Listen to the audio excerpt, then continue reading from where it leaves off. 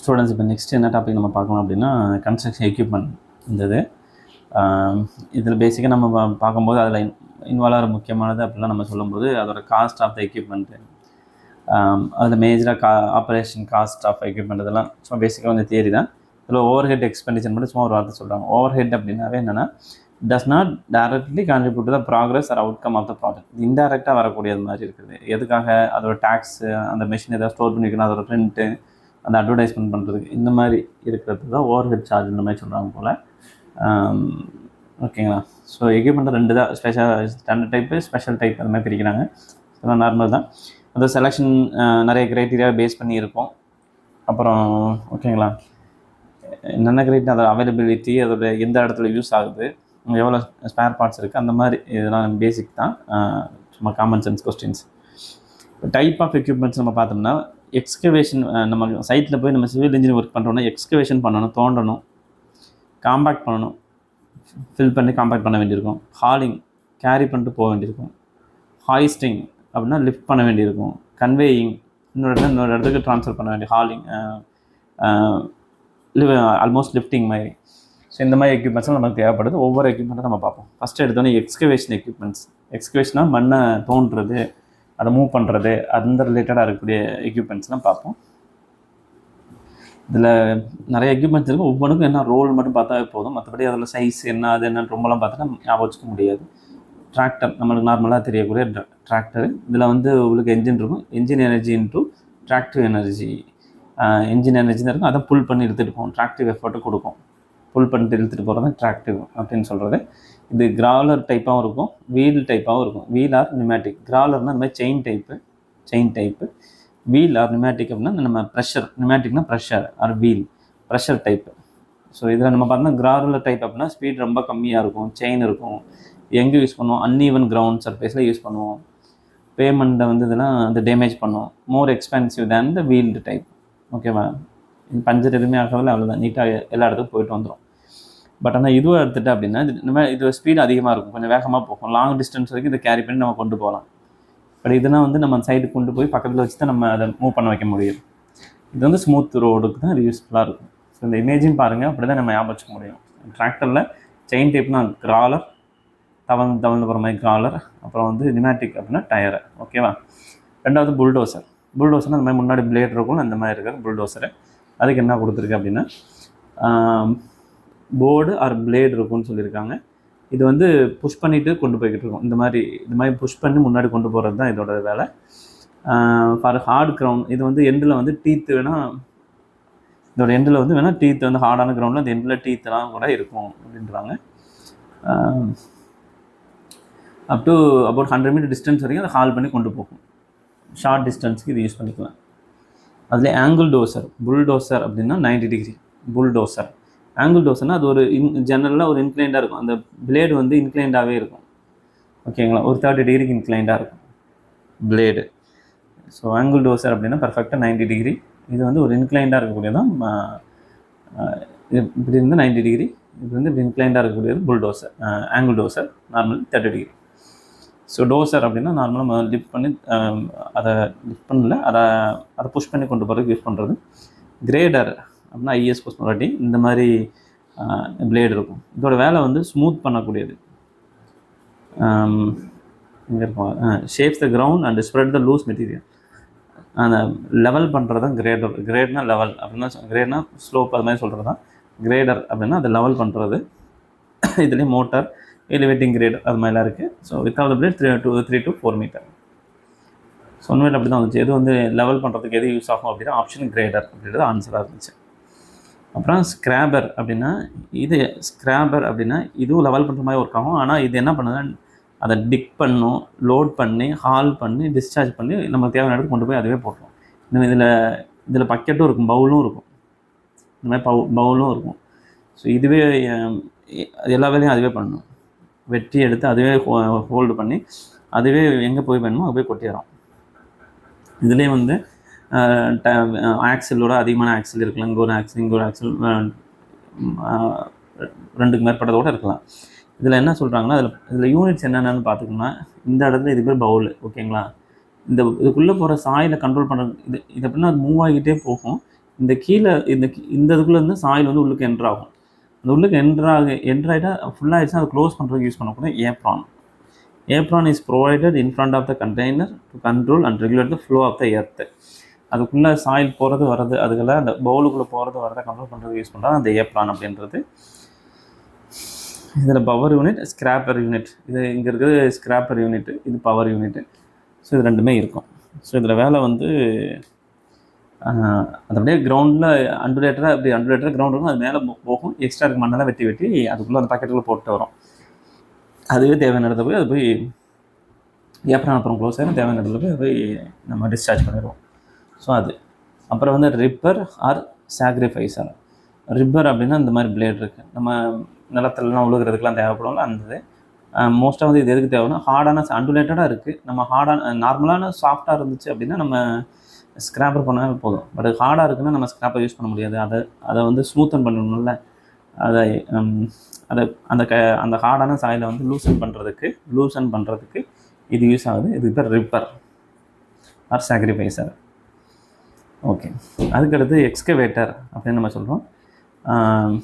எக்ஸ்கவேட்டரில் 2 unit, travel unit இருக்குது, revolving unit. Travel யூனிட்டில் தான் அது எது மேலே உட்காந்துருக்கு அப்படின்னு சொல்கிறது, கிராலரில் உட்காந்துருக்கா ஆர் வீலில் உட்காந்துருக்கா அப்படின்றதான் அந்த ட்ராவல் யூனிட் எதில் மவுண்ட் ஆகிருக்கு அப்படின்னு சொல்கிறது. ரிவால்விங் யூனிட்னா அந்த ஆப்ரேட்டரோட கேபினு அந்த இது இருக்குது போர்ஷன், பட் அதெல்லாம் முக்கியம் இல்லை. சரி, இதில் என்னென்ன எக்ஸ்கவேட்டர் தோன்ற ரிலேட்டடாக தான். எக்ஸ்கவேட்டரில் என்ன இருக்குன்னா இதுதான் கொஞ்சம் முக்கியம் நம்ம படிக்கிறதுல. பவர் ஷாவல் அப்படின்றது முக்கியமானது. இந்த பார்த்தீங்கன்னா தெரியுது, இந்த மாதிரி ஒரு பக்கெட் இருக்குது. மைனிங் இதுகள்லாம் அது அதிகமாக பார்க்கலாம்.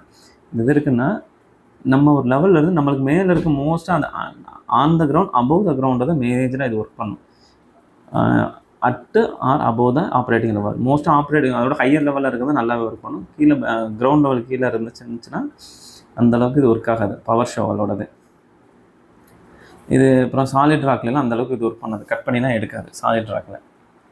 ஸோ பவர் ஷாவலோட அது வேலை. ஸோ இந்த பவர் ஷாவல் பார்த்தா கொஞ்சம் டீட்டெயிலாக கொடுத்துருப்பாங்கன்னு நினைக்கிறேன். இதில் என்னென்னா அந்த இதோட ஆப்ரேஷன் என்ன சொல்லியிருக்காங்க அப்படின்னா அந்த ரெக்வயர்ட் பொசிஷன் போய் நிற்கணும், அந்த லெவலில் மெயின்டைன் பண்ணிட்டு அதை கட் பண்ணணும். அப்புறம் அது அப்படியே ஸ்விங் பண்ணி தேவையான ஒரு லாரி நிற்கிதுன்னா அதில் அந்த பக்கெட் அந்த லாரிக்குள்ளே கொட்டிட்டு திருப்பி ஒரிஜினல் பொசிஷன் வந்துடும். அதை சொல்லியிருக்கு. அந்த ஒரு சைக்கிள் பண்ணுறதுக்கு அந்த மண்ணை போய் அந்த லெவலில் நிறுத்தி மண்ணை கொட்டி அதை போய் திருப்பி ஸ்விங் ஆகிட்டு வரணும்ல, அதுக்கு பேர் 1 சைக்கிள். ஓகே, இதில் அவுட்புட், பவர் ஷாவலோட அவுட்புட் அப்படின்னு நம்ம எதை சொல்லுவோம் அப்படின்னா, ஒரு சைக்கிள் பண்ணுறதுக்கு எவ்வளோ டைம் தேவைப்படுது, ஒரு சைக்கிளில் எவ்வளோ மீட்டர் கியூபாக சாயில் கொட்டுவோம் பெர் ஹவருக்கு. ஒரு சைக்கிள்னு சொல்ல வேணால், அப்படி இல்லை, ஒரு சைக்கிள் கிடையாது, நம்ம சைக்கிள்னால் ஒரு இது முடிச்சுட்டு வர்றது. யூனிட் எப்படி மென்ஷன் பண்ணுறோன்னா எவ்வளோ மீட்டர் கியூப் ஆஃப் சாயிலை நம்ம ரிமூவ் பண்ணுறோம், கட் பண்ணி எடுக்கிறோம், எக்ஸ்கவேட் பண்ணுறோம் பெர் ஹவருக்கு. இந்த டெர்ம்ஸை பெர் ஹவர்லாம் சொல்கிறோம். ஓகேங்களா? ஸோ அப்போ அது என்ன பண்ணுறாங்க அப்படின்னா அதுக்குரிய ஃபார்முலா மாதிரி எவ்வளோ வால்யூம் ஆஃப் சாயில் டோட்டலாக எக்ஸ்கவேட் பண்ணுறோம், ஒரு சைக்கிளுக்கு கண்டுபிடிக்கிறாங்க. அதை வச்சு நம்ம யூனிட்டை கன்வெர்ட் பண்ணால் கிடச்சிரும். இப்போ டோட்டல் வால்யூம் இவ்வளவு ஃபுல்லாக கட் பண்ணுறோம். அப்போ ஒரு சைக்கிளுக்கு எத்தனை சைக்கிள் நடந்துச்சு அப்படின்னு பார்த்தா n நம்பர் ஆஃப் சைக்கிள் நடந்துச்சு. அப்போ இது என்னது, ஒரு சைக்கிளுக்கு V/N அப்படின்னா total volume of material excavator, என்னென்ன நம்பர் ஆஃப் சைக்கிள். அப்போ இதை டிவைட் பண்ண கிடைக்கக்கூடியது என்னது, ஒரு சைக்கிளுக்கு நம்ம எவ்வளோ சாயிலை எக்ஸ்கவேட் பண்ணியிருக்கோம், அப்போ அந்த ஒரு சைக்கிளுக்கு எவ்வளோ டைம் ஆகும், அது டிசி. ஸோ இதை வச்சு எடுத்தேன்னா உனக்கு என்ன, ஒரு மீட்டர் கியூப் பெர் ஹவர். பெரிய யூனிட்டாக சொல்லணும்னாலும் ஹவருக்கு சொல்கிறோம், பட் சைக்கிள்லாம் பெர் செகண்ட் இது மாதிரி தான் வரும். Simply metre cube per second, ஒரு செகண்டுக்கு எவ்வளோ, இல்லாட்டி மீட்டர் கியூப் பெர் மினிட், ஒரு மினிட்டுக்கு எவ்வளோ சாயில் எக்ஸ்கவேட் பண்ணி எடுத்தோம் அப்படின்னு கண்டுபிடிச்சிட்டு அதை இந்த டெர்ம்ஸ் ஹவரில் சொல்கிறோம், அவ்வளோதான். ஸோ நார்மலாக இது வந்து அவுட்புட் அப்படின்னா எவ்வளோ சாயில் கட் பண்ணி எடுத்தோம் பெர் ஹவருக்கு. அப்புறம் அதோட சைஸ்ன்னு சொல்கிறது எதுனா அது கியூபிக் மீட்டரில் சொல்லுவோம். அதோட பக்கெட்டோட சைஸ் தான் இது. அந்த பவர் ஷோவலோட கெப்பாசிட்டி எவ்வளோ, அதோட சைஸ் எவ்வளோ அப்படின்னு நம்ம சொன்னாவே அதை கெப்பாசிட்டி சைஸு அந்த மாதிரி பார்த்தனாவே அந்த பக்கெட்டோட வால்யூம் மீட்டர் கியூப் எவ்வளோ அதுதான். ஓகேங்களா? ஸோ இது புரிஞ்சிருக்க 2 வார்த்தை இது முக்கியமாக இருக்குது. ஒன்று அவுட்புட்ன்ற ஒரு வார்த்தை, இன்னொன்று வந்து அதோட சைஸ் அப்படின்றது. ஓகே, ட்ரெட்ஜ் லைன் அப்படின்னு நம்ம சொல்கிறது என்னென்னா, இது நம்ம லெவல் கிரவுண்ட்லேருந்து நம்ம கீழே இருக்கிறதையும் வெட் பண்ணி கட் பண்ணி எடுக்கும். ஓகேங்களா? சேமஸ் தான் பவர் ஷோவல் தான், பட் கீழே இருக்கிறதையுமே கொஞ்சம் ஒர்க் பண்ணி எடுக்க முடியும் இது. பட் ஆனால் ஹார்டான சைடில் இது அந்தளவுக்கு ஒர்க் பண்ணாது. ஒரு 75 to 85% தான் இதோட கெப்பாசிட்டி. ஏன்னா இதில் வந்து நிறைய செயின் புல் பண்ணி இழுக்கிறது அது மாதிரி நிறைய இது அரேஞ்ச்மெண்ட்ஸ் இருக்கும், அதனால் கெப்பாசிட்டி கொஞ்சம் குறையும். இதில் ட்ராக் லைன், நிறைய செயின் லைன் நிறையா இருக்கும், ட்ராக் லைன். அப்புறம் கிளாம் ஷெல் அப்படின்னா இந்த மாதிரி ஒரு பக்கெட் வந்து ஒரு ஹிஞ்ச் பண்ணியிருக்கும், 2 பக்கெட்டு. நல்ல ஹார்டான சாயில் இருக்கும். வாட்டர் டேபிள் கீழே இருக்கிறது எல்லா லெவலுக்கும் இது அப்ளிகபிளாக இருக்கும். On the ground, above the ground, below the ground எல்லா லெவலுக்கும் அப்ளிகபிள். வாட்டர் டேபிள் இருந்தாலுமே கிரவுண்ட் தண்ணியாக இருக்குது அப்படின்னாலும் அந்த கீழே இருக்க சாயிலை கட் பண்ணி எடுக்கிறதுக்கு இந்த கிளாம் ஷெல் யூஸ் ஆகும். இது புரிஞ்சிருக்கும்னு நினைக்கிறேன். அப்புறம் வந்து ஹோ ஆர் பேக் ஷோவல். இது ஹோ அப்படின்றது நம்ம பார்க்குறது இது பிலோ த நேச்சுரல் சர்ஃபேஸ். நம்ம பார்க்கக்கூடிய ஜேசிபி.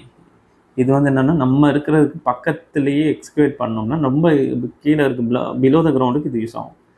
புரியுதுங்களா? Below the natural surface to keep the precise control of எவ்வளோ டெப்த்துக்கு நம்ம கட் பண்ணணும் அப்படின்றதுக்கு இது யூஸ் ஆகும். ஓகேங்களா? அப்புறம் வந்து இது அதர் நேம் வந்து ஹோன்னு சொல்லலாம், பேக் ஷோவல், பேக் ஹோ, புல் ஷோவல், இதெல்லாம் பவர் ஷோவல். இதெல்லாம் புல்னால் இழுக்கிறது அந்த மாதிரி தான் வருது இல்லைங்க. இதாவது இப்படி தள்ளுற மாதிரி வருது. அது முன்னாடி நோக்கி இருக்கும். அந்த பக்கெட் வந்து பாருங்கள் முன்னாடி இருக்கும், வித்தியாசம் இருக்குது, முன்னாடி இருக்குது. அதனால் இது பேக் ஹோ அப்படின்ற மாதிரி சொல்கிறாங்க. அவுட்புட் வந்து டிக்ரீசஸ் வித் இது. அது ஹையர் டெப்த்துக்கு போனால் அது அவுட்புட் வந்து டிக்ரீஸ் ஆகும். ரைட்டு. எப்போ மேக்ஸிமமான அவுட்புட் எடுக்கலாம்? பக்கத்தில் ஷார்ட்டர் டிஸ்டன்ஸில் இந்த பக்கெட் பக்கத்தில் இருந்தால், தூரமாக இருந்தால் அதோட அவுட்புட் கம்மியாக இருக்கும். தூரமாக இருந்தால் அவுட்புட் கம்மியாக இருக்கும், டெப்த்து கம்மியாக இருந்தால் அவுட்புட் அதிகமாக இருக்கும். ரைட்.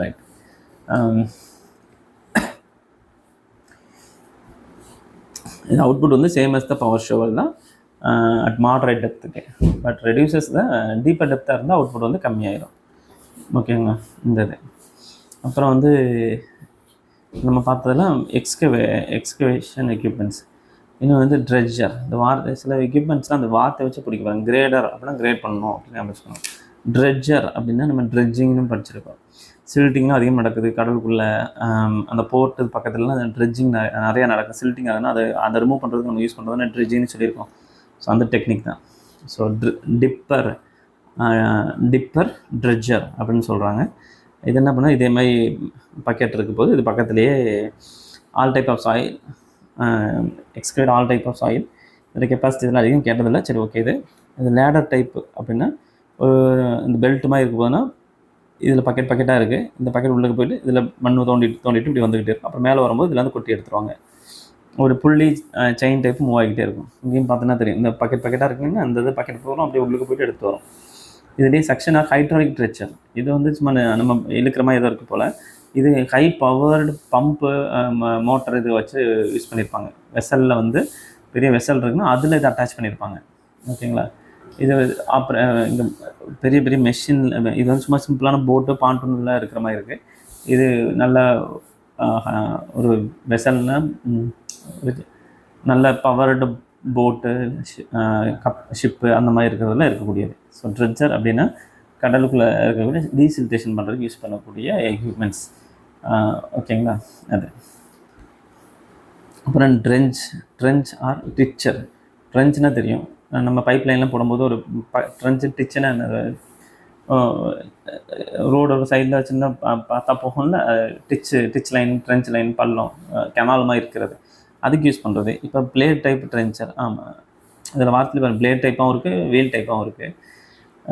இதில் பார்த்தீங்க அப்படின்னா இங்கே இது ரோடு பக்கத்துலேயே ஏதாவது பைப் லைன் இதை லே பண்ணணுன்னா இந்த மிஷினை வச்சு ஓட்டினாங்கன்னா ஆட்டோமேட்டிக்காக அது பள்ளமாக தோண்டிடும். இது ஜென்ரலாக கிராவலர் மவுண்டடாக தான் இருக்குது போல்.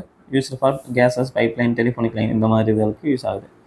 ஸோ இந்த வார்த்தையை வச்சு பிடிச்சிக்கணும். டிச்சர், ட்ரென்ச்சர், இது ட்ரெட்ஜர். ஓகே.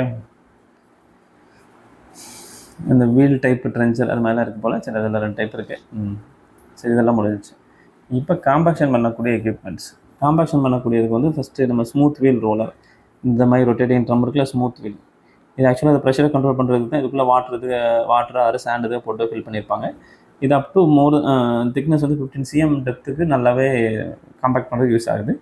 இந்த மாதிரி இருக்குது சாயில் எதுக்கு தான் அப்ளிகபிள் அப்படின்னா ஸ்மூத் வீல், ஷீப் ஃபுட் ரோலர்னு இருக்குது. ஸோ இது எந்த சாயிலுக்கு அப்ளிகபிள் அப்படின்னா சில்ட்டி அண்டு கிளே சாயிலுக்கு தான் அப்ளிகபிள். ஓகேவா? Used for silty and clay. இது smooth wheel, right? Smooth wheel வந்து அதுக்கு அப்ளிகபிள் கிடையாது. ஸ்மூத் வீல்னால் கிராவல், சாண்டு இந்த மாதிரி இருக்கிறதுக்கு அப்ளிகபிள். ஓகேவா? ஷீப் ஃபுட் ரோலர்னால் இந்த மாதிரி பல்லாக இருக்கு பாருங்கள், நீடிங் ஆக்ஷன் இதில் நடக்கும். இது அதனால் இது வந்து இப்போ கிளே சாய்க்குள்ளே போயிட்டுனா வெளியில் வரும்போது ஒட்டிக்கிட்டே வந்துடும், அந்த காம்பேக்ட் பண்ணாது. இது வந்து ஒட்டிக்காது, வெளியில் அப்படியே வந்துடும், நீடிங் ஆக்ஷன் அப்படின்றனால. ஸோ அதனால் இது எங்கே யூஸ் ஆகுதுன்னா கிளே சாயில், நல்லா ஃபைன், நல்லா கொகசிவ் சாயிலுக்கு அப்ளிகபிள். எது sheep foot roller. Pneumatic tyre ரோலர்னால் இந்த வீல்லேயே ப்ரெஷர் கொடுக்குற மாதிரி இருக்கும் அந்த மாதிரி, ஆனால் லெஸ் கம்பேக்ஷன் எஃபெக்டிவ் கொடுக்கும். எல்லா சாயிலுக்கும், ஆல்மோஸ்ட் எல்லா சாயிலுக்கும் அப்ளிகபிள் இது. வைப்ரேட்டரி காம்பேக்டர் அப்படின்னு சொல்கிறோன்னா, நம்ம வைப்ரேஷன் இது கொடுக்கும்போது காம்பேக்ட் ஆகுது. இதெல்லாம் நம்ம பார்த்துருப்போம்னு நினைக்கிறேன். லெவல் கிரவுண்டு இதுகள்லாம் இந்த டைல்ஸ் இதை லே பண்ண போகிறதுக்கு முன்னாடி, ஃப்ரண்ட்டில் பேவர் பிளாக்லாம் பண்ண போகிறதுக்கு முன்னாடி இதெல்லாம் பண்ணுவாங்கன்னு நினைக்கிறேன். ஸோ இது கோர்ஸ் கிரைன் சாயிலுக்கு அப்ளிகபிள். ரேமர்ஸ் அப்படின்னா அதோட சின்னது. இது வந்து ரொம்ப பர்டிகுலரான ஏரியா, ட்ரென்ச்சஸ்ஸு, ஃபவுண்டேஷன்ஸு, ஸ்லோப்ஸ், இது மாதிரி சின்ன ஏரியா இருக்குது அப்படின்னா அங்கே யூஸ் பண்ணப்போ ரேமர்ஸு. ஓகேவா.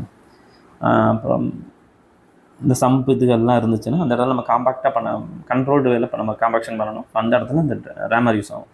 ஜெட்டிங் ஆர் பாண்டிங் அப்படின்னா இது வாட்டர் ஜெட் அனுப்புறது. ஸோ இது வந்து வைப்ரோ ஃப்ளோட்டேஷன் இதெல்லாம் படிச்சிருக்கோம். ஸோ இதெல்லாம் வந்து fine grains, course grains oil ஆகக்கூடிய சாண்டு இதுகளுக்கு ரொம்ப ரொம்ப கோஷன்லெஸ் இருக்குது, கோஷன் இல்லாத சாண்டுக்கு இதுக்கு அப்ளிகபிளாக இருக்கும். ஓகேங்களா. இது ஸோ அதுக்கடுத்து என்ன இருக்குன்னா ஹாலிங் எக்யூப்மெண்ட். ஹாலிங் இன்னொரு இடத்துலேருந்து இன்னொரு இடத்துல ஷிஃப்ட் பண்ணி கொண்டு போகிறதுக்கு equipment, truck, truck, dumpers, elevators. So இதெல்லாம் அந்தளவுக்கு வராது. பட் நம்ம இங்கே விஷயமே முக்கியமானது வந்து இந்த எர்த்குவேக் எக்யூப்மெண்ட்ஸ்லாம் நல்லா படிச்சுங்க. டைப் ஆஃப் எக்ஸ்கவேட்டர்ஸ் அப்படின்னு சொன்னோம்ல, பவர் ஷவர், டிராகன், கிளாம்ஷெல், ஹோ, இது கொஞ்சம் அடிக்கடி வந்தால் அதுக்குள்ளே வரலாம். ட்ரக்கில் நம்ம நார்மலாக பார்க்குறது ஓகே. அதே ட்ரக்குனால் நார்மலாக இந்த மாதிரி ஃபுல்லாகவே அதை மெட்டீரியலையும் லோட் பண்ணணும், லேபர்ஸையும் லோட் பண்ணிட்டு போகிறது அதுகளுக்கு. டம்ப் ட்ரக் இது மாதிரி இருக்கும் போல் லோடிங் பண்ணலாம், அன்லோடிங் இதிலே பண்ணலாம். பட் இன்னும் கொஞ்சம் அதில் டம்பர்ஸ் அப்படின்னு இருக்குன்னா டம்ப் ட்ரக்கு, டம்பர்ஸ் அப்படின்னு சொல்லுவாங்க. இது மெயின் பிளான்டாகவே இருக்கும் போல், டேரெக்டாகவே லோட் பண்ணுறதுலாம் ஈஸியாகவே இருக்கும் போல் இதில். ஸோ அதனால் அது கொஞ்சம் குறைக்குது. Most versatile labour saving hauling equipments அப்படின்னு இருக்குது. நார்மல் அது தெரிஞ்சுக்க போதும். எலிவேட்டர்ஸ் அண்ட் கன்வேயர்ஸ் அப்படின்றப்போ நம்மளுக்கு வந்து பம்ப் சென்ட்ரல் பம்ப்பு, அப்புறம் வந்து கன்வேயர் பெல்ட்டு இது மாதிரிலாம் இருந்துச்சு.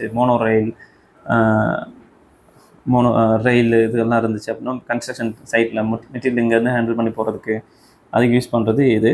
ஸோ அது அப் டு 7 மீட்டர் வரைக்கும் maximum raised to height of 7 metre. Hoisting அப்படின்னா ஹாய்ஸ்டிங்னா லிஃப்டிங் எக்யூப்மெண்ட்ஸ்.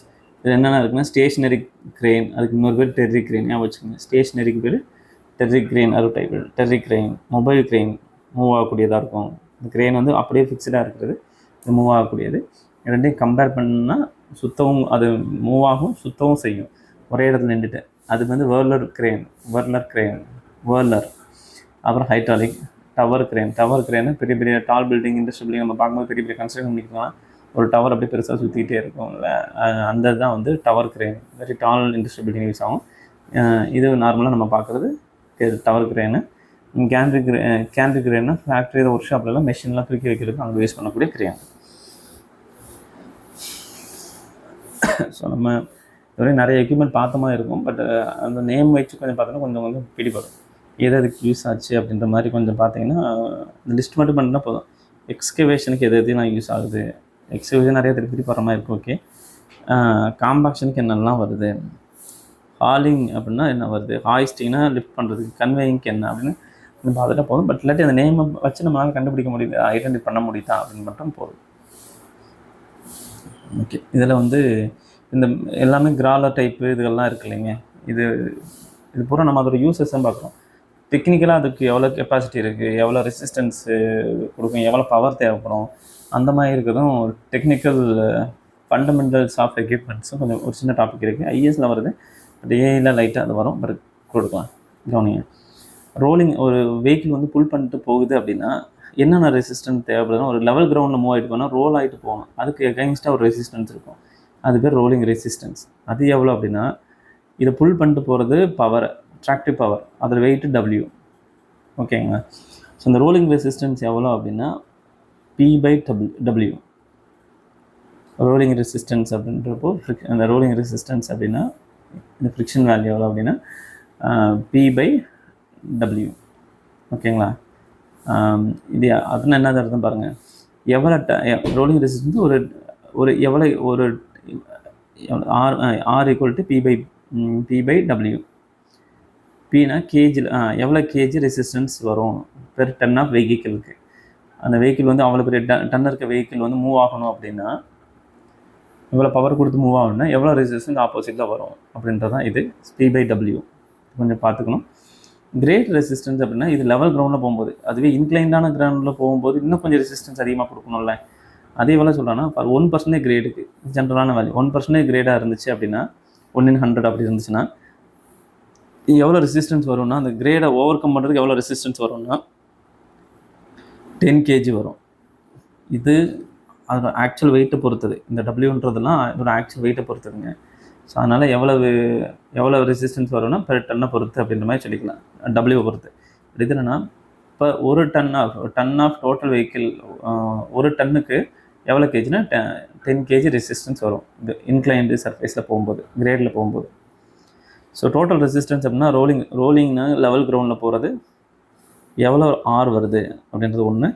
இன்க்ளைண்டாக போகும்போது 10 kg வரும் பெர் வெயிட்டுக்கு, per ton of vehicle. 10 per W, okay, per ton of vehicle எவ்வளோ டன் இருக்கோ அந்த வெஹிக்கிளோட வெயிட் எவ்வளோ அதை பொறுத்து மல்டி பண்ணிக்கணும்னா 1 டிகிரி ஸ்லோப்புக்கு 1% ஸ்லோப்புக்கு. இது மட்டும் ஞாபகம் வச்சுக்கோங்க. ஓகே, கொஞ்சம் புரியும்னு நினைக்கிறேன். ஹரிசாண்டலாக இருந்தால் எவ்வளோ வெயிட் இருக்கோ அதை பொறுத்து ரெசிஸ்டன்ஸு, ஓகேங்களா.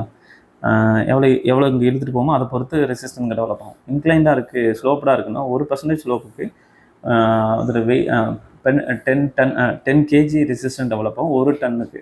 அப்போ ஆக்சுவலாக எத்தனை டன்னோ அதை பொறுத்து மல்டி பண்ணிக்க வேண்டியதான். ஃபார்முலா மட்டும் பாருங்கள், செம்ம கேட்க வாய்ப்பு ரொம்ப கம்மி இப்போதைக்கு உங்களுக்கு. ஐஎஸில் வரும். ஓகே, ஸோ இது ரோலிங் ரெசிஸ்டன்ஸ், கிரேட் ரெசிஸ்டன்ஸ், இது நார்மலான எல்லா எக்யூப்மெண்ட்ஸுக்கும் வரும். இப்போ இதுவே வந்து அந்த டிராக்டர் வந்து நம்ம கிராலர் டைப்பாக இருந்ததுன்னு வச்சுக்கோங்க, நிறைய அது செயின் புல் பண்ணி இதெல்லாம் போகணும் இல்லைங்க. கிராலர் அந்த மாதிரி இருந்துச்சுன்னா அதில் ட்ராபார் புல்னு ஒரு காம்பனண்ட் இருக்கும், ட்ராபார் அப்படின்னு ஒன்று இருக்கும். இதெல்லாம் கிராலரில். ஸோ அதுக்கு என்னென்னா, இப்போ அதுக்கு அடிஷ்னலாக தானே அது ரெசிஸ்டன்ஸ் கொடுத்தானே மூவ் பண்ணும். அது எவ்வளோனா 55 kg per ton of vehicle. ஒரு டன் ஆஃப் வெஹிக்கிளுக்கு 55 kg. ஸோ எஃபெக்டிவ் ட்ராபார், அந்த ட்ராபாரில் எவ்வளோ புல் தேவைப்படும் அப்படின்னா, ஏன்னா அதனால தான் பிடிச்சி எடுத்துருக்கோம். எவ்வளோ ரெசிஸ்டன்ஸ்லாம் வரும்னா, அவைலபிள் ட்ராபார் புல் மேனுஃபேக்சரே கொடுத்துருப்பாங்க 55 kg பெர் டன். அப்புறம் ரோலிங் ரெசிஸ்டன்ஸு, கிரேட் ரெசிஸ்டன்ஸ். ஏறுதுன்னா பாசிட்டிவில் போட போகிறோம், இறங்க போகுது அப்படின்னா மைனஸில் போட்டால் போதும், ஓகேங்களா. கிரேட் ரெசிஸ்டன்ஸ் இது 3 இதுமே சேர்ந்தது. அதில் ரிம் புல் அப்படின்னு சொன்னாங்க அப்படின்னா, இது வந்து ரப்பர் டயர், வீல் டயருக்குரியது ரிம் புல். ட்ராபார் புல் அப்படின்னா செயின் டைப் மாதிரி இருக்கக்கூடியது கிராலருக்கு. ரிம் புல் அப்படின்னா ரப்பர் டயருக்கு. ஸோ இது ரெண்டுமே எஃபெக்டிவாக சேஞ்ச் ஆகக்கூடியது. ஸோ மொத்தமாக அவைலபிள்னு பார்க்கும்போது ட்ராபார், அந்த புல் கரெக்ஷன், புல், ரோலிங் ரெசிஸ்டன்ஸ், கிரேட் ரெசிஸ்டன்ஸ் 3மே சொல்கிறாங்க. இப்போ கோஎஃபிஷியன்ட் ஆஃப் ட்ராக்ஷன் அப்படின்னு நம்ம பார்க்கும்போது எவ்வளோ ட்ராக்ஷன் வரும் அப்படின்னா, நம்ம கோஎஃபிஷியன்ட் ஆஃப் ஃப்ரிக்ஷன் என்று டபிள்யூ தானே படிச்சிருக்கீங்க, நம்ம முன்னாடி படித்தது ஹைவேல. ஸோ இது நார்மலாக இந்த ஃப்ரிக்ஷன் கோஎஃபிஷியன்ட் ஆஃப் ஃப்ரிக்ஷன் எங்கே அதிகமாக வரும்னா, கிராலர் டைப்புக்கு 0.9 ரொம்ப அதிகமாக இருக்குது. வீல் டிராக்டருக்கு 0.6 அந்த மாதிரி சொல்கிறாங்க, 0.6. இப்போ கடைசியாக கிரேடபிலிட்டி. அந்த கிரேடபிலிட்டி அப்படின்னா மேக்ஸிமம் எவ்வளோ ஸ்லோப், இது maximum slope on which a crawler or a wheel tractor may move at a uniform speed. ஒரே ஸ்பீடில் மூவ் ஆகணும் அப்படின்னா ஸ்பீடை குறைக்காமல் இது மேக்ஸிமம் எவ்வளோ ஸ்லோப்பில் இருக்கலாம் அப்படின்னா கிரேடபிலிட்டி ஞாபகம் வச்சுங்க. கிரேடபிலிட்டினா ஸ்லோப்பு, அது யூனிஃபார்ம் ஸ்பீடில் அந்த ஸ்லோப்பில் ஏறணும் அப்படின்னா மினிமமாக எவ்வளோ ஸ்லோப் இருக்கணும், மேக்ஸிமம் இந்த ஸ்லோப் மேக்ஸிமமாக எவ்வளோ ஸ்லோப் இருந்தால் அது யூனிஃபார்ம் ஸ்பீடில் ஏறிடும் அப்படின்றது அது. சைக்கிள் டைம்னா ஒரு ஆப்ரேஷன் ஆரம்பித்து கம்ப்ளீட்டாக மறுபடியும் அந்த ஆப்ரேஷன் வந்து முடிக்கிறதுக்கு எவ்வளோ டைம் ஆகுது, அதான் கம்ப்ளீட் சைக்கிள் டைம். இது ஆப்ஷன்லாம் கொடுத்தாலும் கொஞ்சம் அதை வச்சு கண்டுபிடிக்க பார்க்கணும். ஃபிக்ஸ்டு டைம், அந்த ஆப்ரேஷன் பண்ணுறதுக்குரிய கரெக்டான ஃபிக்ஸ்டான டைம் என்ன, ஆப்ரேஷன் மட்டும். அப்புறம் அதுலேயே கொஞ்சம் சில இடத்துல அந்த ஆப்ரேஷன் பண்ணும்போது டைம் இது வேரி ஆகும்ல, அது வேரியபிள் டைம். அப்புறம் ஃபார்வர்ட் டைம், அப்புறம் ரிட்டர்ன் டைம். இது மாதிரி கொடுத்துன்னு பார்த்துக்கணும். டோட்டலாக எல்லா டைமே ஆட் பண்ணுற மாதிரி வரும். ஏதாவது ஃபார்முலா கொடுத்து ஏதாவது கேட்டாங்கன்னா கரெக்டாக இருக்கும். இல்லை சம்மா கொடுத்தா நமக்கு அது புரிய முடியும், எது ஃபிக்ஸ்ட் டைம் எது வேரியபிள் டைம் அப்படி சொல்கிறது உனக்கு இந்த நமக்கு கிளியராக புரியும். ஸோ இதில் சைக்கிள் டைம் அப்படின்னா அண்டர்ஸ்டாண்ட் பண்ணிக்கிறேன்னா, கம்ப்ளீட் ஆப்ரேஷன் ஒரு சைக்கிள் முடிகிறதுக்கு எவ்வளவு, ஆரம்பித்து இது முடிக்கிறதுக்கு எவ்வளவு அப்படின்றதான் இதுக்குரியது. ஓகே, அதுக்கடுத்து அப்புறம் வந்து நம்ம வந்து மண்ணள்ளி கொட்டுறோம்ல, அந்த பக்கெட்டில் கொட்டுறும் போது அது ஸ்வெல் ஆகும், ஸ்ட்ரிங்க் ஆகும்ல. அது ரிலேட்டாக ஒரு சின்ன ஃபேக்டரு ஸ்வெல் ஃபேக்டர் அப்படின்னு சொன்னாங்க அப்படின்னா 100 divided by 1 100 plus or minus percentage swell.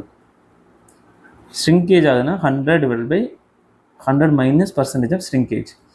அந்த சாயில் ஷ்ரிங்க் ஆகலாம், ஸ்வெல் ஆகலாம். ஸோ இது அதோட வால்யூம் கண்டுபிடிக்கும்போது எக்ஸ்பேண்ட் ஆகுது, ஸ்வெல் ஆகுது அப்படின்னா ஆக்சுவல் வால்யூமை கண்டுபிடிக்கணும். அதுக்கேற்ற இன்க்ரீஸ் ஆகாமல் டிக்ரீஸ் ஆகாமல் அந்த லாஜிக் படி நம்ம ஃபுல் ஃபார்முலா அப்ளை பண்ணும்போது வால்யூம் கண்டுபிடிக்கிறது கொஸ்டினாக இருக்கும், அதில் யூஸ் பண்ணிப்போம். பட் சிம்பிளி இங்கே ஃபேக்டர்னு மட்டும் கேட்குறாங்க அப்படின்னா ஸ்வெல் ஃபேக்டர் அப்படின்னா 1/1 + W வச்சுங்க. இதுனா 1/1 - W, அது ஷ்ரிங்கேஜ் ஃபேக்டர். ஓகே. அப்புறம் வந்து அடுத்ததெல்லாம் கொஞ்சம் நார்மலாக தெரிஞ்சுட்டால் போதும். இப்போ நம்ம நார்மலாக என்ஜின், ஐசி என்ஜின் தான் நம்ம யூஸ் பண்ணுறோம் மெஷின் இது எல்லாத்துலேயுமே. ஸோ அதோட எவ்வளோ ஹெச்பி பவரில் அது ஒர்க் ஆகுது அப்படின்னு நம்ம செக் பண்ணணும் அப்படின்னா அது வந்து ஸ்டாண்டர்ட் டெம்பரேச்சர், ஸ்டாண்டர்ட் கண்டிஷனில் டெஸ்ட் பண்ணணும். ஸ்டாண்டர்ட் டெம்பரேச்சரில், ஸ்டாண்டர்ட் ப்ரெஷரில் தான் நம்ம செக் பண்ணணும், அதாவது ஹெச்பியை ஸ்டடி பண்ணுறதுக்கு. இதை வச்சு ரஃபாக கேட்டாலும் ஃபார்முலா எழுதுறதுக்கு பார்க்கலாம். என்ன பாருங்கள், அதான் பவர் அப்படின்றது ஹார்ஸ் பவர்னு சொல்கிறோம். அது directly proportional to pressure, inversely proportional to root of temperature. இது மட்டும் ஞாபகம் வச்சுங்க. So 2 temperature. ஸோ அந்த பவர் செக் பண்ணும்போது ஹார்ஸ் பவர் அப்படின்றது ப்ரெஷருக்கு directly proportional, inversely proportional root of temperature. So இப்போ நம்ம ஆப்ரேட்டிங் H0 ஸ்டாண்டர்ட்னு வச்சுக்கலாமா, எது ஸ்டாண்டர்டாக கண்டுபிடிக்கிற மாதிரி கரெக்டாக ஸ்டாண்டர்ட் ஹெச்பின்னு ஸ்டாண்டர்ட் டிவைடட் பை ஸ்டாண்டர்டுக்கு ஃபார்முலா எழுதுனீங்க என்ன பண்ணுவீங்க அப்படின்னா PS divided by root of TSன்னு எழுத முடியும். இப்போ H0 ஆப்ரேட்டிங் அப்சர்வ்டுன்னு எழுதணும்னா HS/H0. H0க்கு எழுதும்போது என்ன பண்ணுங்க, அதுக்கு அப்படியே இங்கே P0 வரும், இங்கே ரூட் ஆஃப் T0 வரும். அதுக்கு அப்படியே தான் நம்ம 2 வாட்டி எழுதி நம்ம டிவைட் பண்ண முடியும். பாருங்கள், HSன்னு எழுதும்போது directly proportional to PS divided by root of TSன்னு எழுதலாம். H0ன்னு எழுதும்போது P0 root of T0. So 2 divide பண்ணும்போது இந்த ஃபார்முலா ஏதாவது ஐஎஸ்ல வந்திருக்கு இந்த ஃபார்முலாலாம். அப்போதைக்கு நம்ம செக் பண்ணிக்கிறது இந்த ஃபார்முலா கரெக்டாக தப்புன்றதை ஈஸியாக நம்ம ஐடென்டிஃபை பண்ணிக்கலாம். இது மற்றபடி சம்மாவும் கேட்டிருக்கு ஐஎஸ். பட் இப்போ நம்மளுக்கு அந்தளவுக்கு இப்போ வேணும். ரேட்டட் ஹார்ஸ் பவர் ஐசி என்ஜினுக்கு வந்து எங்கே டெஸ்ட் பண்ணுவாங்கன்னா under standard condition of temperature and pressure. Temperature வந்து 15 டிகிரி செல்சியஸ், அந்த மீன் சி லெவலில் இருக்கக்கூடிய டெம்பரேச்சர், மீன் சி லெவலில் இருக்கக்கூடிய ப்ரெஷர், அந்த தான் ஸ்டாண்டர்ட் கண்டிஷன். அந்த இதுக்கு எவ்வளவு ஹார்ஸ் பவர். அப்புறம் நம்ம இப்போ நார்மலாக அப்சர்வ் பண்ணுறது என்ன. ஸோ நார்மலாக அப்சர்வ் பண்ணுறது H0, ஸ்டாண்டர்ட் கண்டிஷன் அப்சர்வ் பண்ணுறது HS. அது எப்படி கோரிலேட் பண்ணி எடுக்கிறாங்கன்னு சொல்கிறாங்க. அப்புறம் எக்கனாமிக் ஆர்டர் குவான்டிட்டி அப்படின்னா இன்வென்ட்ரி, நம்ம ஸ்டாக்லாம் வச்சுருக்கோம் இல்லைங்க, அது இது மேனேஜ்மெண்ட் ரிலேட்டடானது. எவ்வளோ ஸ்டாக் நம்மளுக்கு இருக்கணும், கையிருப்பு இருக்கணும், அதை பொறுத்து நம்ம எவ்வளோ ஆர்டர் பண்ணணும் அப்படின்றதுக்கு ஒரு சின்ன ஃபார்மில் 2 times of DC divided by H. Dனா எவ்வளோ டிமாண்ட் இருக்குது, டோட்டல் டிமாண்ட். Cனா அது ஆப்ரேட்டிங் காஸ்ட் பெர் ஆர்டர். Hனா ஹோல்டிங் காஸ்ட், அந்த இதை நம்ம வச்சுருக்கோம், எவ்வளோ நம்ம ஸ்டோர் பண்ணி வைக்கணும், அதுக்கு ரெண்ட் இருக்குது, எல்லாமே இருக்குது. ஸோ அதனால் அதுக்குரிய காஸ்ட். ஸோ இதெல்லாம் வச்சு வரும். So okay. ஸோ இது வரைக்கும் நம்ம முடிச்சிருக்கோம். இந்த டாபிக் ஃபுல்லாகவே கொஞ்சம் ரெடி கோத் பண்ணிடுங்க. ஓகே.